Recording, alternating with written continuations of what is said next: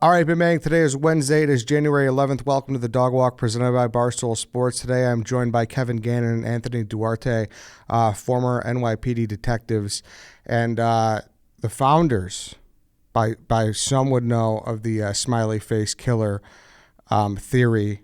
Kevin, Anthony, thank you for doing this. Kevin, we were going before this, founder of the theory. Interesting how you got there. Is that safe to say? Is that fair to say? 1997, start at the beginning. How do we get here? Let's start from there. 1997. Okay, 1997. I was a detective sergeant in the missing person squad for the NYPD, and on February 16th of '97, 2 days after I got into the missing person squad, I used to run the robbery unit in the 4-2 precinct. I got transferred, basically promoted into the missing persons division of the detective bureau. And Pat McNeil went missing from Fordham University, 21-year-old student, and in Manhattan on 92nd Street from a bar called the Dapper Dog. Obviously, the investigation ensued, and like 3 months later, he was recovered at Owl's Head Pier in Brooklyn. And from what I saw, from everything that I did from the investigation and from speaking to the NYPD Harbor Unit, the body would not have gone from Manhattan into Brooklyn out to Owl's Head Pier anyway with the water current. So the only way he could have gotten there would have been if he had been driven to the scene, to the location, and placed into the water there. So, that was what I was looking at. I had gone to every place in Manhattan looking for him. There's no way he could have gained access because he was right on the border of the East Side Drive where he was last seen. We had a vehicle that was following him coming out of the bar. He appeared to have been drugged. He was throwing up in the bar before he left. He did not have a high amount of alcohol. He was falling down, getting up, falling down, getting up. And a vehicle was following him with a male and a female. He walked down from 92nd Street southbound on 2nd Avenue to 90th Street, made a left-hand turn towards the East River, which is like a block away. And this vehicle followed him. And from that point, we were looking at this as being a suspicious case. Sorry. We had, so anyway, and the rest of the year, I had subsequently, I had two cases of young men that went missing from bars. One kid a year later, Larry Andrews, went missing from a bar on 42nd Street. He wound up in Owl's Head Pier in the same exact spot. A year later, New Year's Eve, Larry Andrews went missing on 42nd Street in Manhattan, coming out of a bar. He winds up in Owl's Head Pier shortly thereafter. Again, one kid was 9 miles away. The other kid was 12 miles away. They both wound up in the same spot, which they couldn't have gotten to. In fact, I know that because I had a homicide where a young girl, 10-year-old girl, was murdered down by South Street Seaport, which is only like 2 miles away from Owl's Head Pier. And she was found exactly where she was abducted, a block from the school.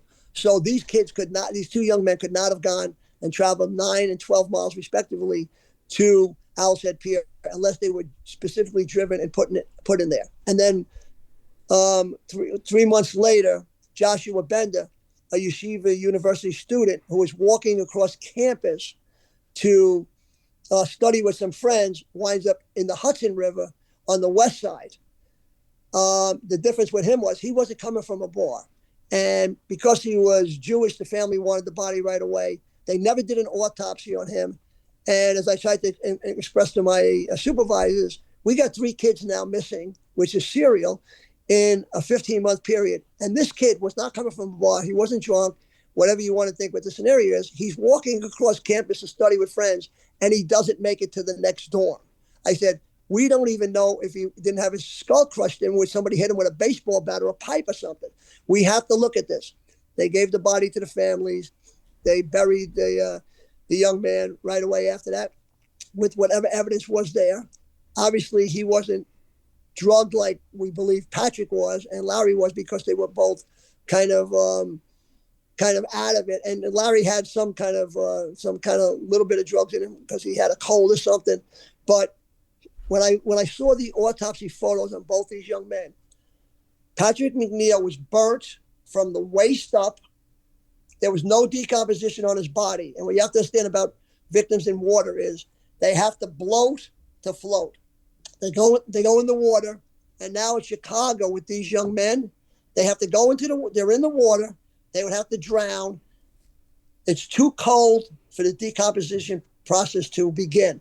So the weather has to get warm. When the weather gets warmer, the body starts to decompose. The gases in the body cause the stomach and the abdomen to, expand, and then they float up to the water.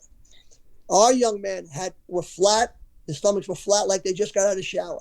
Larry Andrews, the second young man, had his nose when they rolled the body to take the picture from the autopsy. The nose is on the left side of the face. They roll him this way. The nose is on the right side of the face. He's got a busted nose. Unless you want to say he fell on his face before he went in, that would be the only way he would incur these injuries. But it wasn't just like that. It was like he was beaten. And from what I knew from the sister, she said, Larry was a tough kid. If they tried to grab him, he would have fought. So everything showed me, but most importantly was from the levels of decomposition, that these young men were not in the water for the amount of time they were missing, which tells me that they were killed very close to when they were put into the water. So they were held for a period of time. It looks like alive before they were put into the water. Well, to prove that they were held, Eddie, Patrick McNeil had fly larvae on him. Correct. So if you're drunk, falling in the river, and you drown, and that's the end of it, flies are not going to put eggs or larvae on your body underwater. You have to be in for a certain period of time before they put you in the water. Okay, right. so because the only way flies can lay eggs, first of all, like Anthony said, is the fly larvae was found in his groin, number one. Number two is flies can't lay eggs on a human body under 52 degrees temperature. So unless they're wearing scuba diving suits now, and before they lay the eggs on a body, I'm pretty sure he died and was deceased on land in temperatures over 52 degrees for them to lay the eggs on him before he was put in water that was like 40 degrees. Okay, so we have three men, all of college age, you said? Right, all college students, 21, 22, right. All college age, and they end up being found in bodies of water. And the police say it's all incidental drowning, accidental. And right.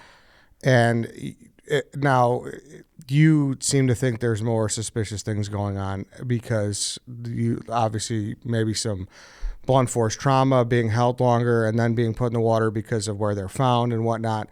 Now, right. At what point here, this is 97, you said?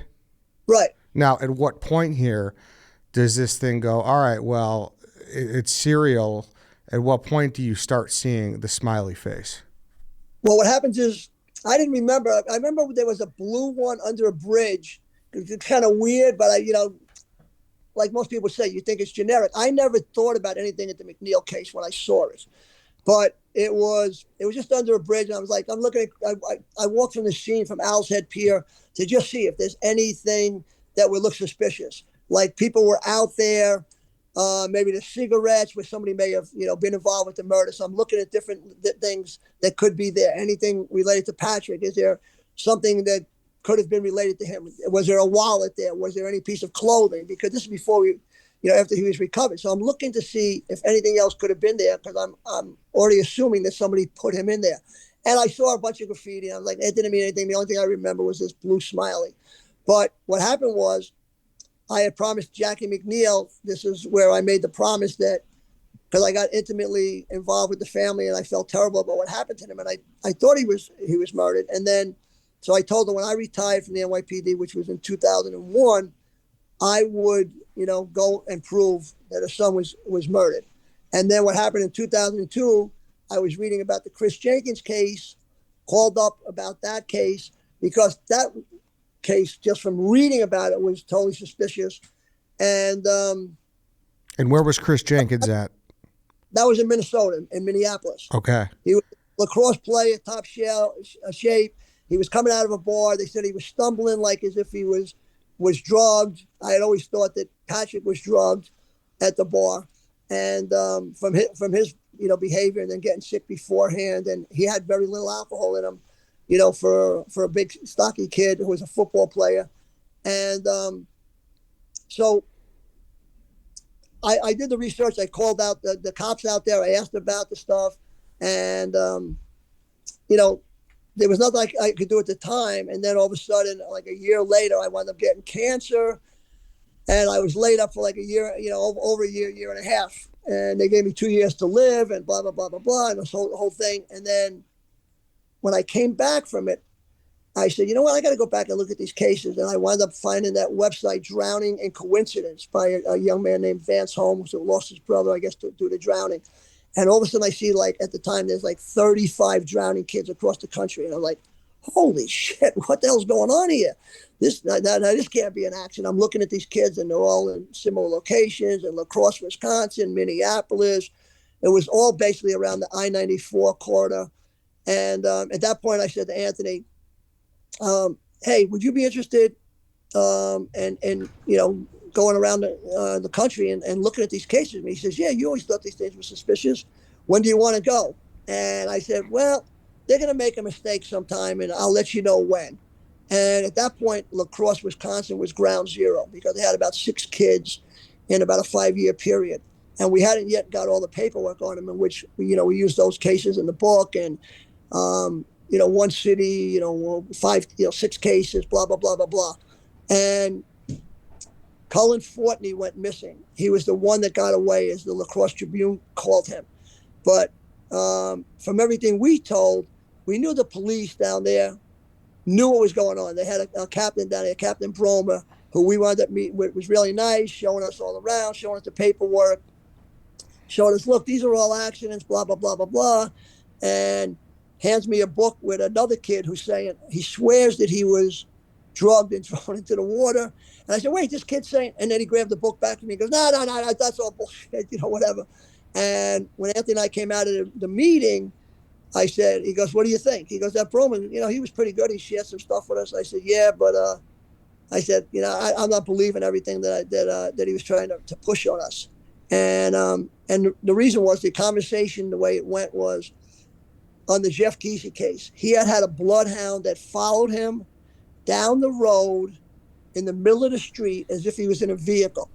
That was the same thing that happened with Chris Jenkins, and the same dog had done the Chris Jenkins scent. They found his scent from a bar into a garage, where they found a red feather by the spot in the garage, and then the vehicle came out of the garage and went across the Hennepin Avenue Bridge in the middle of 3 lanes. So that tells me Chris isn't walking. Chris is in the back of that vehicle somewhere. We know he didn't go off the Hennepin Avenue Bridge, because there's no injuries to him. As Mike, our other partner, said in the show, that's a broken bone bridge. There's no way the kid came off the top. He's laying on his back, Chris Jenkins, with his hands across his chest like this, almost like a body in a sarcophagus. And I'm like, bodies don't float like that. They float forward with the arms dangling. So Anthony and I knew that. He had clogged shoes on, and they were still on his feet. So we knew from the beginning, we got to go out there and do Chris Jenkins. And what happened was, with the Cullen Fortney case, the police said, well, you know what? He was found at 7 in the morning running into the hospital. He got out of the river. He said, the last thing I remember is 2 in the morning. I'm in the bar, and then the next thing I know, I'm swimming in the Mississippi River. I pull myself out. I lay on the rocks for like 10 minutes. I'm freezing. I know I'm gonna die. I get up. I hear traffic. I run to the traffic, which was 7 in the morning, and he runs into the hospital. He says, I think I was drugged and somebody tried to kill me. What did the police do? They looked at the case and they said, okay, his blood alcohol level at 8 in the morning, 6 hours later, was 0.4.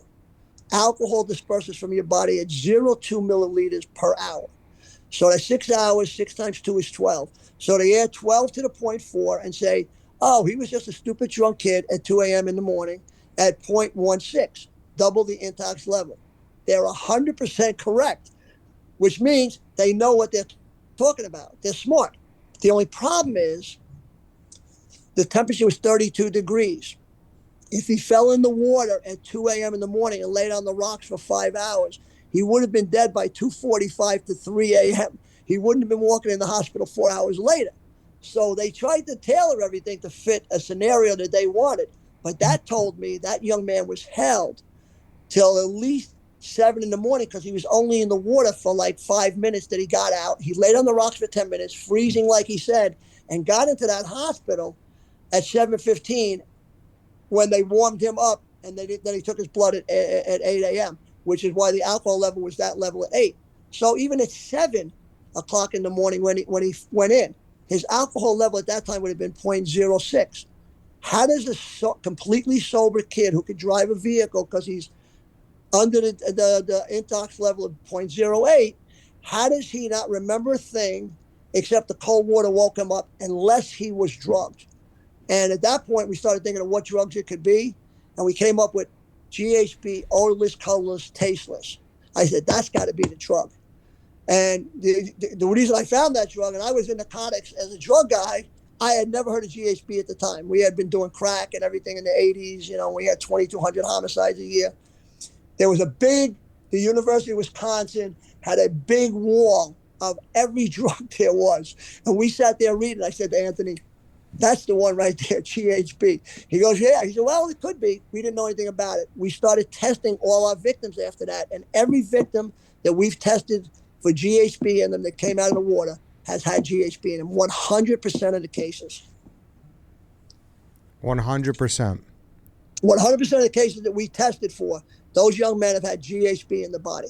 And then, of course, La Crosse isn't telling you anything that they arrested a guy in La Crosse a few years later with like 3,000 hits of GHB. But they didn't think that maybe he was giving it to those kids, or maybe he's involved with selling it to somebody who is giving it to the kids.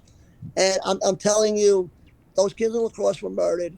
And a lot of those kids were coming out of one specific bar before they were murdered. So whether it's the bartenders, whether it's who's involved with it, but they were coming out of one specific bar. Now, La Crosse PD has come out and said that there were no smiley faces, correct? I don't know what they said. They may have said that. All I can tell you is they had a bloodhound where the fire department said, had I not seen this bloodhound do this search, he wouldn't have believed it himself. They did a search with the car search that I told you where the body was found. And then 3 months later, the same dog did a boat search in which they were on the boat, and they took the dog took them down from the Mississippi River down Running Slough, a little slough, where you could see where that would be a place to put the body in. They didn't put him in the Mississippi River. They put him in this little slough. And I said, well, why was the dog over by the gravel pit? The father asked him. They came down to the gravel pit, and he said, was this where your son was recovered? He said, yeah, this is where he was recovered. He said, wow, that's amazing, this dog. Here it is, 3-4 months later, 6 months later, he goes right to the same spot. All of a sudden, the dog starts, he got out of the boat, sat down where the young Jeff Kesey was. They put him back in the boat, and the dog starts barking again, and he takes the boat over to a small island. So the father says, well, why is the dog barking here? What happened over here? He goes, we didn't tell you. Your son was so bunched up on a bunch of logs and trees that we had to take him by a hook and the tree and drag the body over to that island where we were able to get out and then place him into the body bag. So the dog was 100%, where we found him. How did they also know?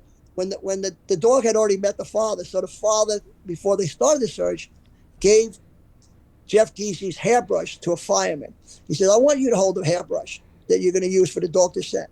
Put it inside your coat. He puts on his fire vest. He puts on the rubber coat, closes everything up. The dog comes out, smells the father first before they did the search. And then he walks away because, the kid, he had touched the brush, goes over to the fireman, jumps up and starts scratching at him to get the brush. So that was told the fireman and the police officer from La Crosse who was there that this dog, the validity of the dog was unbelievable. So this is the kind of thing. There was another case in La Crosse, Luke Holman, that we did where nobody's telling anybody, but we had it in our show. That dog scented Luke Holman, first a bloodhound, into a vehicle, slid over from the driver's side passenger seat, rear passenger seat from the driver's side to the I'm sorry, from the rear driver's seat to the rear passenger seat. Then they put a cadaver dog in. The cadaver dog sent the young man over to the other seat. Then the state police, who were called in by the lacrosse police to assist them, found blood droplets. They did a black light and they found blood droplets on the vehicle. You know what they did with the vehicle? They let it go. Anybody who watches a Dateline or anything would tell you right now, any mother would watch his Dateline father, they say, you bring the vehicle in, wouldn't you? When you cut out and check and see if that DNA matches Luke Holman in the back of somebody's vehicle. The police told the state police, let the vehicle go. Thank you so much. Let the vehicle and the occupants leave lacrosse. Now, who does that when you have a death investigation and you got a bloodhound and a cadaver dog and blood in the vehicle? Please tell me. Don't bring the dogs in if you don't want to get the answer. Don't ask the question. Exactly. If you don't want don't ask the question if you don't want the answer. So I guess my question is how do you guys think it's so widespread then? Right? How is there so many factions of this?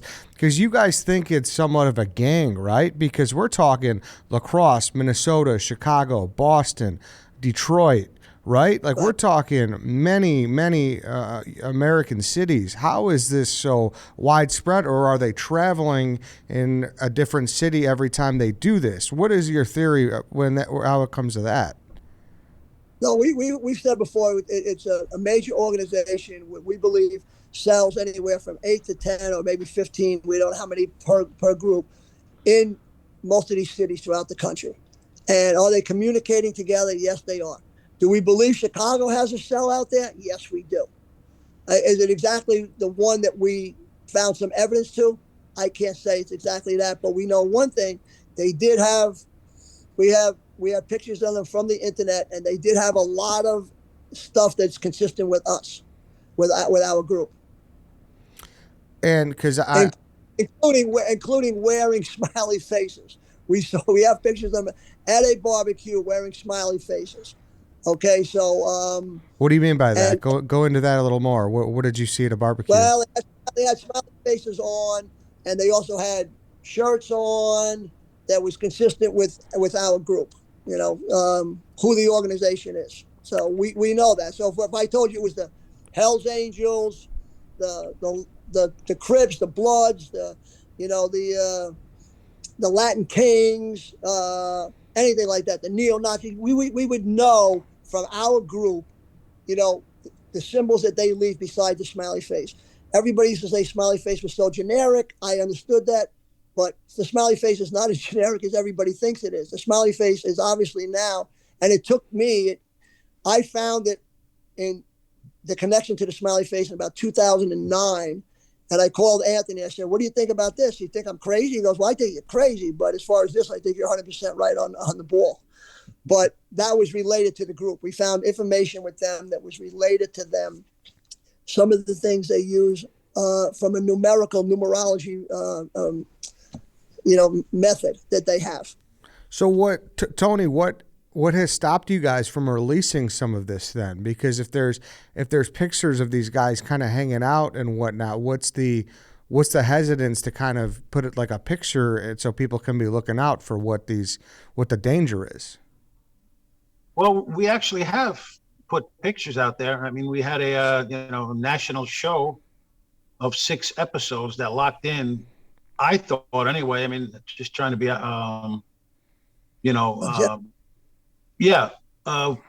we had 6 shows where we put everything out there. We had the pictures of all the different smiley faces, and we went into forensics and brought experts on the show. So, we had 6 homicides that we proved to be homicides. And no, but of the gang members, of like the 12 gang members, was that out there?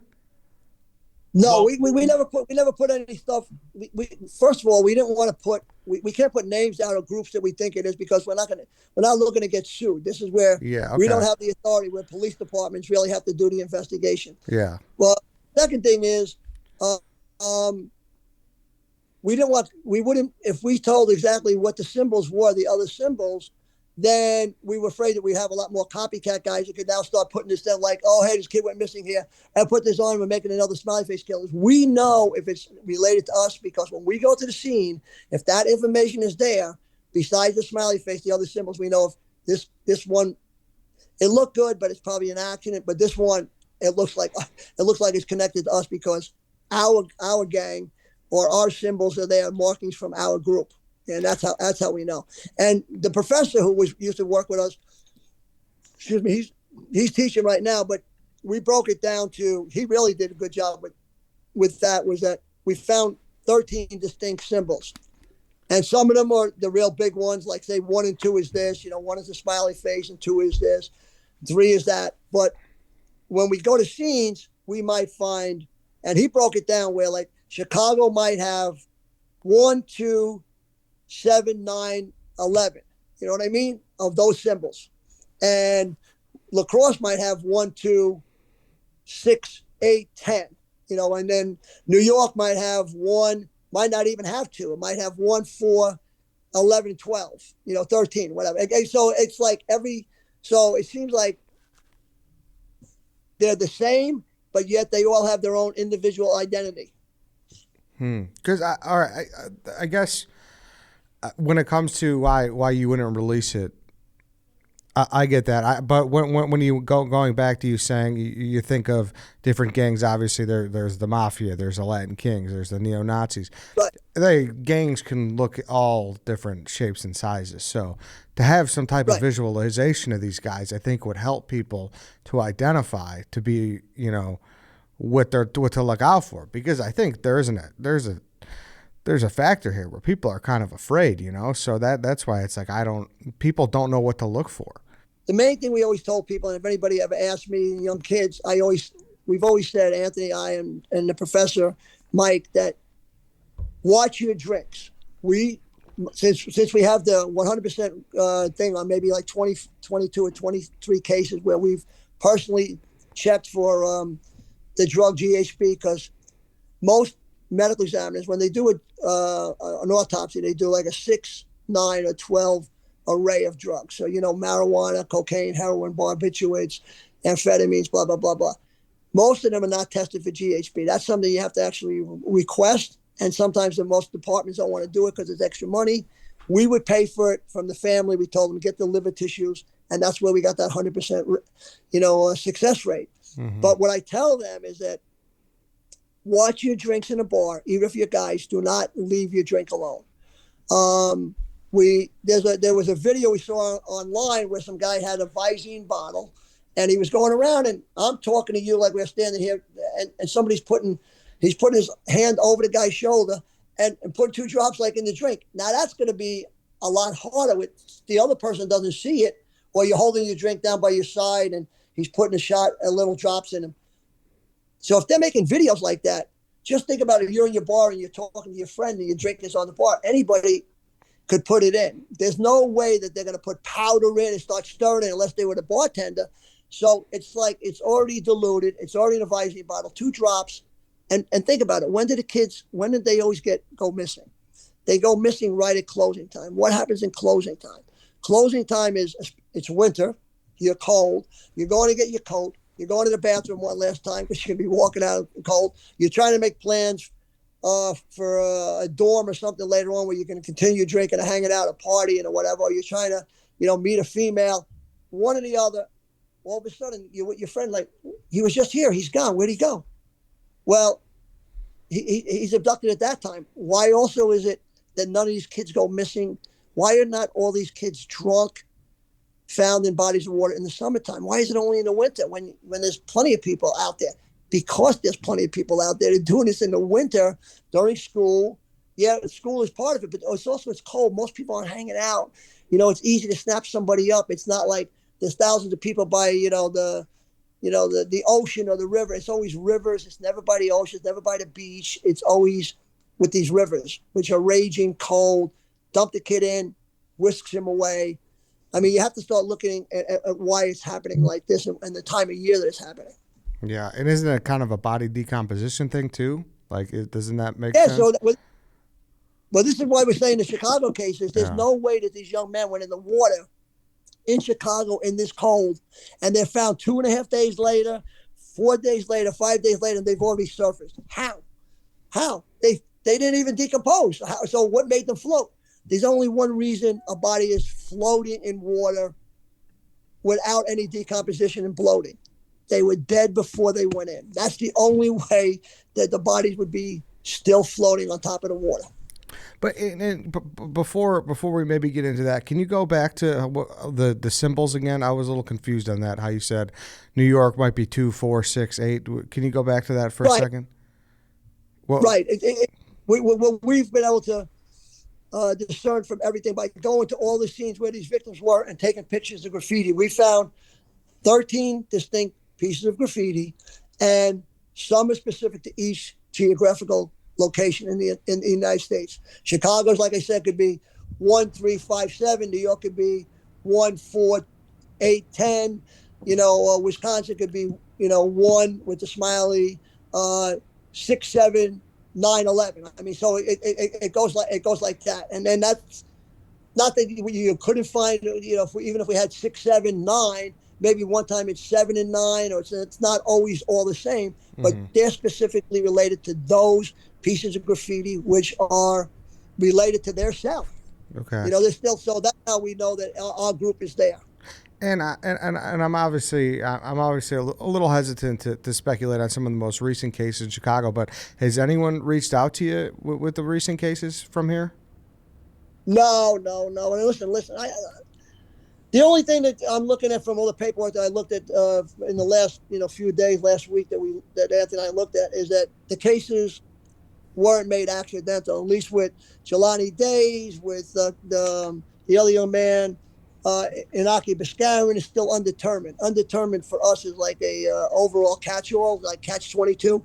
It's not a homicide. It's not a drowning, but unless you come up with any new information, it just basically goes in, the waste paper basket of file 13. Nobody's really doing any active study on it. And Anthony can talk to you about that. And that's the official determination from the coroner or the Chicago coroner. Right. Okay. Medical, right. Okay. Now, basically, you put them in a category that it says undetermined. It's like, well, all right, the person's dead. How they died, we're not sure. After autopsy, they can't tell. It requires further investigation. So on our job, it was called a CUPI, which was an acronym for Circumstances Undetermined Pending Police Investigation. I don't know, Chicago probably has the same type of thing, but it's actually more of a pain in the ass than doing a homicide or an accidental investigation, because you really have to go deep into it even further. There's no knife sticking out of his back or a bullet in a chest or something. They only go by what the police tell them as far as the medical examiners are. So it is a catch-all designation. The question is, do these police departments continue that investigation? With today's manpower shortages and everything else going on, it's hard to dedicate all these resources unless you're one of the families that just continue to push and push and push, which some do, some don't. It's a personal decision. But even right. Especially Chicago's got like some weekends they got like 40 shootings at one time. Yeah. They got time to really look for a young white male who was drinking. So it's automatically assumed it's alcohol related death. Why do you think they're so hesitant to kind of buy in and kind of work with you guys? What's the situation? Like the FBI kind of came out and said no as well, right? What's the pushback been? Why do you guys feel that there's been pushback on this? Well, listen, like I always said, the two most dreaded words in the police department is serial killer or task force, which is usually ultimately to follow serial killer. And if you remember the Son of Sam case, which my boss has told me, what do you want to do, Spider? You want to make this a serial killer? Like the Son of Sam? He goes, that's never going to happen with the NYPD ever again. So the idea was, back in those days, that thing cost, they had 300 detectives around the clock, 24 hours a day. It cost millions of dollars, and that they went on chasing him for a year. So do you think any department really wants that, besides the fact of the manpower taken away, like Anthony said, from all the other cases or the shooting and stabbing homicides that they have in Chicago? You think they have time to start chasing a bunch of, drunk kids falling in water? It's not going to happen. And that's the problem.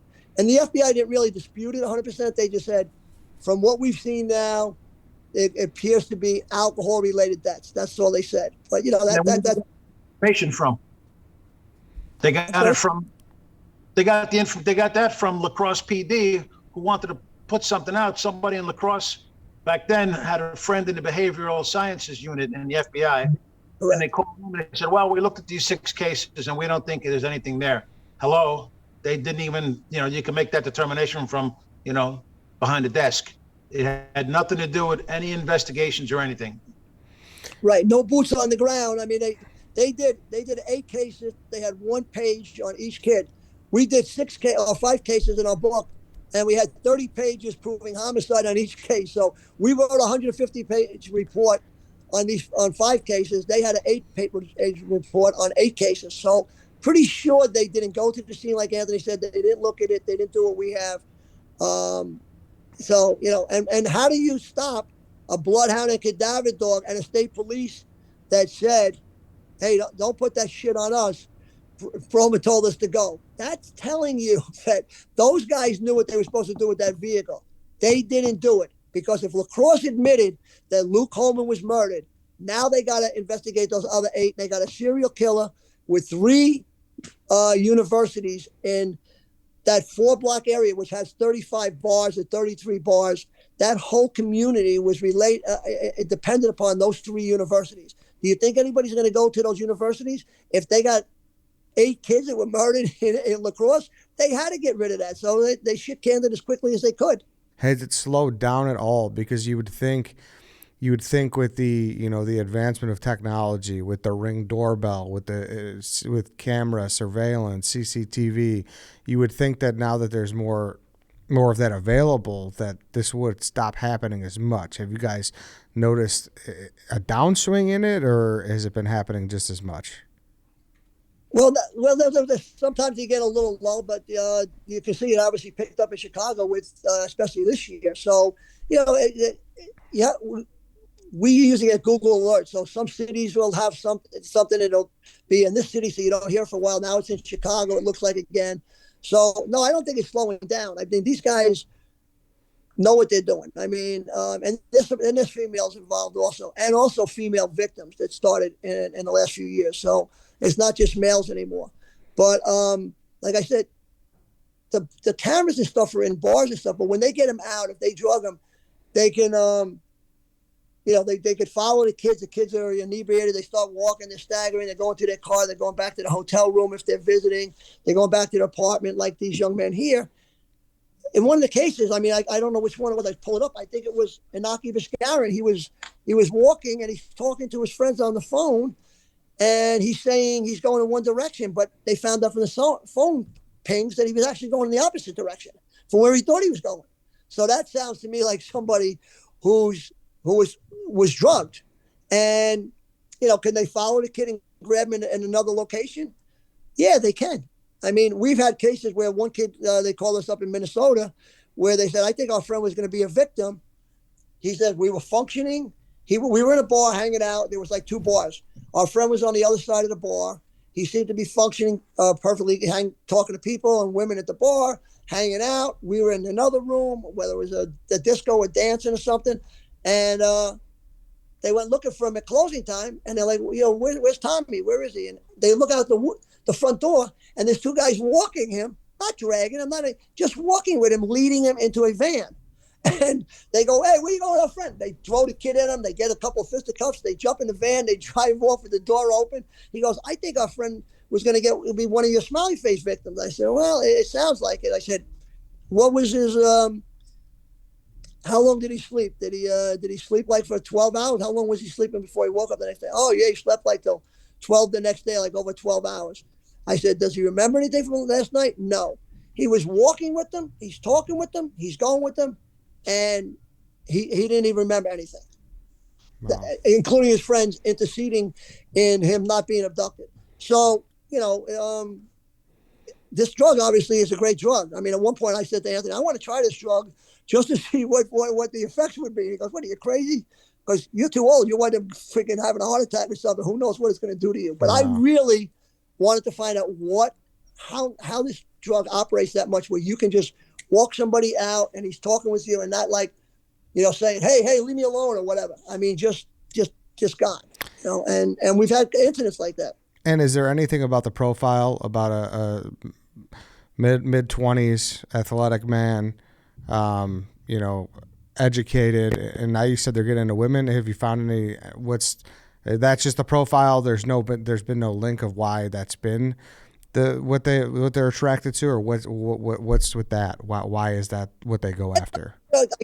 It's to the point where they can take male or female, and they, like I said, they're not really worried about getting caught. I mean, I think in the Jelani Day case, Anthony punched up on Google's map. Anthony, tell him what you found.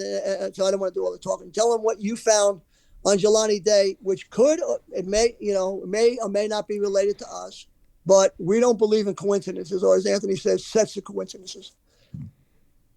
Tell him what Anthony. You just want to know, like, his last whereabouts? I mean, yeah, talk about Jelani Day's last whereabouts and about that case. Obviously, suspicious the fact that his car is found 60 miles away, and his phone stops pinging like 2 minutes after he comes from the marijuana dispensary, and then his car's found 60 miles away in the woods with no plates on it, and then he's found in the water. But tell him what else was up there by that 251 bridge. Oh, well, essentially, he was found 60 miles away. The last known pictures of him are in a dispensary in Bloomington, Illinois. And his car was found in the woods a couple of days later, 60 miles away in Peru, Illinois, which is right on the Illinois River, I believe it is. Yeah, the Illinois River. About a quarter mile from the 251 bridge off of Water Street. On Water Street, there's a right by the bridge, there's a business called GDI. Well, consequently, that happens to be us. We're Global Death Investigations, GDI. And in the background, you can see the sign GDI, and then you can see the bridge near where Jelani Day was found. And getting back to his car, the license plates. I know in Illinois, there's a front plate and a back plate. Both plates were gone. They were missing. And what would cause him to go 60 miles in the middle of nowhere off of a road, 251, under a bridge, and the car in the woods, right near a place where we have the same GDI initials for our business? Is that a message directed at us? Say, okay, you guys might be honest a little bit, but here you go. Find us. And of course, the cops aren't doing anything with it. They say he drowned too. I'm just not so sure about that. Well, plus, wasn't it the body, you said, when we looked it up, it was upstream from where the clothes were found by the shoreline? So the river doesn't even go that way, you were saying. So how is the body found upstream from where the clothes are? Yeah, the river goes east to west. I think the clothes were found in the opposite direction. It just doesn't, the whole thing is crazy. It doesn't make any sense to me, and definitely requires further investigation. As far as I know, they haven't really done any kind of investigation at all, other than they found him in the water. He must be a drowning victim. Yeah. And that's pretty typical of what we have. Yeah, it's it's definitely it's happened a lot here, and that's kind of the motivation to kind of bring you guys on is because I think a lot of people are just kind of like, what's going on? Why does it keep happening? So well, we appreciate you getting the message out there. Yeah. And well, Eddie, if you look at the other Chicago cases, you got Inaki Biscarin and the kid Christoph Schubert. They were both on Hubbard Street. Only one was at Celeste Bar, the other one was at Howard the Moon. Mm-hmm. So 1 block away. 1 block away. So you got to look at, is it just coincidence that these two kids were in the same street where they go missing? Or is it even the universities, they as my our other partner Mike said, if you wanted these specific kids who are athletes or intelligent, you can go on any dorm and say, okay, we have patterns, Eddie. Like we got like 35 engineers, we got 20 something police officers, guys that are studying criminal justice. We got people that are doctors. Are only engineers, biological, chemical, and electrical engineers falling in the water? Are they the only idiots that are getting drunk and falling in? Or is there something more sinister going on? You also got 3 of these kids, plus that couple that went missing last year, Daniel Sotelo and Natalie Brookson. I don't know what they think about that, but they were both from the University of Illinois. What's his name? Inaki Biscarifer was from the University of Illinois. So are kids from the University of Illinois being stalked? We had a kid years ago, Harshi Medulla. Anthony, do you remember where he came from? Was he in University of Illinois or whatever? I'm not even sure. But we told Ann Pistone from one of the TV stations there, she said he was found in the boat slip over there. And she said, well, if it was connected to you and there was a smiley face besides any other graffiti, where would it be? We directed her to the spot. She went out there. There was a branch cut off a tree in which a pink smiley face was painted. Did they paint this pink smiley face as a taunt because this young man was supposedly gay? So now there's a pink smiley face. She's like in awe. Oh, my God, how did you know? I said, well, I'm just telling you where, we've been doing this for a lot of years. We know where it would be. So she was going to take the paint samples for me and have it tested to see if it was something specific in the spray paint that might be really, it would be so, it wouldn't be a normal type of paint. So that maybe, since it's so specific, we could, find somebody who's actually using that. Long story short, she told the Chicago police in this situation. Chicago went out with a chainsaw and cut like 2 inches below it and took that smiley face off the tree and basically threw it in the hopper. So I don't think they were really wanting to investigate. That was Wilmette, Illinois. I'm not sure if that's part of Chicago. That's Wilmette. Okay, but the body was found, I think, in that slough where those ships were, but where the boat was. I believe that's Wilmette.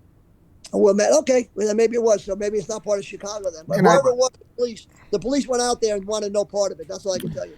Yeah, and you brought up a list of names that I think people are listening to who would be familiar with, and I don't know, and I'm sure you've looked into them, and you're going to look into them, but I don't know, and I think though the one though you did look into, and I think you've had his mother is on board, was Brian Wilzine. Brian Wilzine, yeah, obviously Glenn Ledley. Was murdered. Like I said, if you want to, by people listening to you, if the parents want to get in touch with us, we do all this pro bono. If they want to send us the autopsy reports, we can tell you in like 10 minutes whether or not the kid was murdered or not, because most of the victims don't have water in the lungs. So it's pretty hard to have a drowning if you don't have any water in your lungs. So, and that's what we're looking for. Mm-hmm. So that's the only way we can really, can push this forward. We had a kid in Minnesota recently that went missing, no water in his lungs. So, and just to be clear, Brian Wilzine, obviously I've seen the programs. His mom does buy into. She does believe that. Oh, 100%, and I think she may, like I said, she'd probably go on and speak with you, Eddie. So yeah, and Brian, if on the case of Brian Wilzine, he was. I believe it was 2000. He celebrated New Year's Eve at Angel Eyes over there, a very local bar here, and he, went missing on New Year's Eve of 2000. So, and his mom has been in contact with you guys, and right, and he was found like 30, 40 miles away on a part of Indiana, yeah. In which we had, the FBI water expert was on our show. Bobby Ciccone started the FBI water recovery team. He's on board with us. We showed from the harbor unit people, they showed all the water pushes towards Lake Michigan, towards Lakeshore Drive, yet he was like 30, 40 miles away in Indiana. There's no way, like my cases in New York, that he floated there unless he was driven there on a deserted part of the beach where you could drive right down, walk him out, 2 in the morning, and just dumped the body in the, and right on the shore. And then of course he's recovered there. 3 months later. Now, I'll give you one last thing, Eddie, because I know you didn't ask this, but some of the reasons why they're being abducted is, one is gang initiation. 2, there's a ritualistic aspect to these killings. And then 3 is, obviously, we believe some of these are hate crimes where they just hate these kids because obviously they are the best of the best. They come from the best families. They go to the best schools. They got the best degrees. They're basically the future leaders of the country. We were looking at, not that this makes sense, but there was in the Anaki Biscarin case, he was coming out of a bar which was Celeste. We know he's got Latin origin, so that word is a Latin origin, meaning heavily, out of the sky, abode of the gods. But so could that have been a ritualistic thing with him being killed? I mean, those were some of the things that we looked at from that. And then there's some references to our group that we look at numerically that are consistent with some of these cases. Like the Anaki's death, the other kid, Schubert kid, Christoph Schubert. And like I said, if nothing else, they're abducted on the same block, Hubbard Street, less than a block away from each other.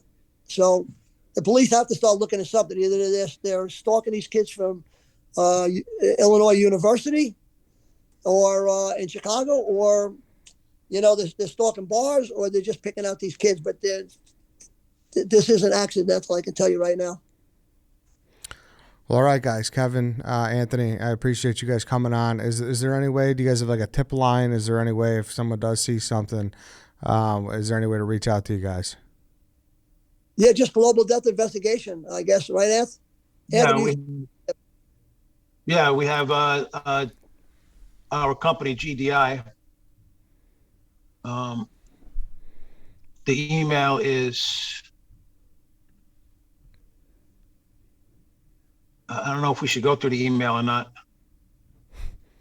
What do you have? Global Death Investigation, right? And then does it have an email? There's like a questionnaire you could fill out. So just go to globaldeathinvestigation.com. Yeah. Yes. Yeah, go there, check them out. You could fill out a questionnaire, and they'll be able to see it. It'll direct them to their email, and they could reach back out to you. Thanks again, guys. I appreciate you coming on and kind of explaining what people have been talking about here for the past couple months. So I appreciate it.